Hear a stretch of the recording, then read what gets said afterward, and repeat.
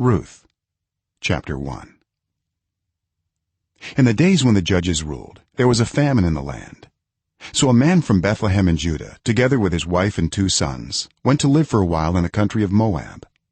The man's name was Elimelek, his wife's name was Naomi, and the names of his 2 sons were Mahlon and Kilion.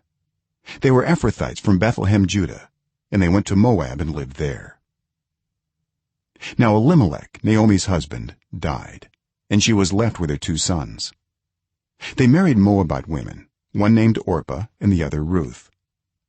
After they had lived there about 10 years, both Mahlon and Kilion also died, and Naomi was left without her 2 sons and her husband. When Naomi heard in Moab that the Lord had come to the aid of his people by providing food for them, she and her daughters-in-law prepared to return home from there. With her 2 daughters-in-law she left the place where she had been living and set out on the road that would take them back to the land of Judah. Then Naomi said to her 2 daughters-in-law, "Go back, each of you, to your mother's home. May the Lord show you kindness as you have shown kindness to your dead husbands and to me. May the Lord grant that each of you will find rest in the home of another husband." Then she kissed them goodbye, and they wept aloud and said to her, "We will go back with you to your people." But Naomi said, "Return home, my daughters. Why would you come with me? Am I going to have any more sons who could become your husbands? Return home, my daughters. I am too old to have another husband.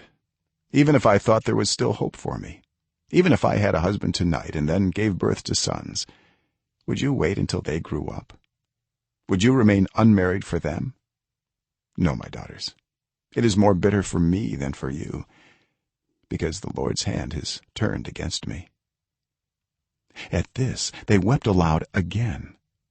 Then Orpah kissed her mother-in-law goodbye, but Ruth clung to her. "Look," said Naomi, "your sister-in-law is going back to her people and her gods. Go back with her."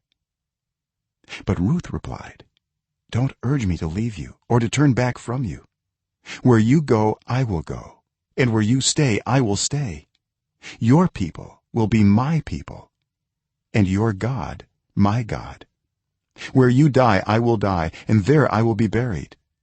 May the Lord deal with me, be it ever so severely, if even death separates you and me." When Naomi realized that Ruth was determined to go with her, she stopped urging her. So the 2 women went on until they came to Bethlehem. When they arrived in Bethlehem, the whole town was stirred because of them, and the women exclaimed, "Can this be Naomi?" "Don't call me Naomi," she told them. "Call me Mara, because the Almighty has made my life very bitter.